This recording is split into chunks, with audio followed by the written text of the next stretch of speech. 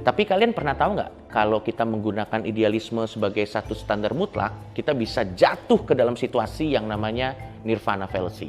Apa itu nirvana fallacy? Kita bakal bahas.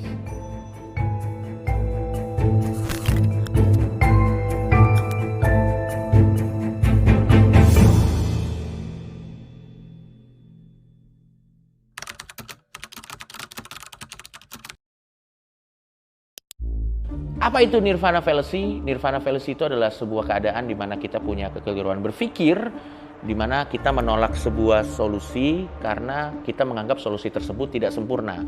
Kita membandingkannya dengan sebuah solusi utopis yang sempurna atau yang tidak realistis, dan biasanya yang tidak realistis ini solusinya juga nggak ada gitu. Yang mana menurut gue ini agak berbahaya, karena seperti yang kita tahu, kesempurnaan itu kan cuma milik Andra and the Backbone ya. Kau begitu sempurna. Ketuaan gak sih jokes gue? Pada tahu gak sih Andra and the Backbone? Hah? Pada tahu gak sih Andra and the Backbone?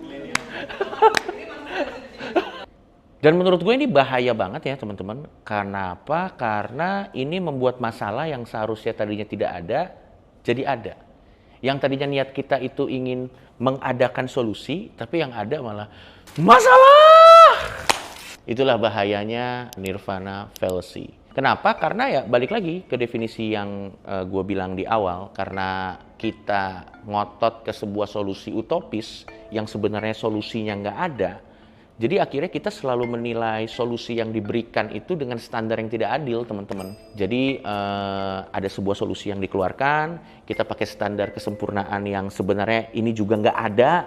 Jadi ya kita bikin yang ada bukan solusi tapi masalah. Misalnya contohnya kita tidak bisa menggunakan bahan bakar fosil terus-menerus karena ini merusak environment, bla bla bla, yada yada yada yada.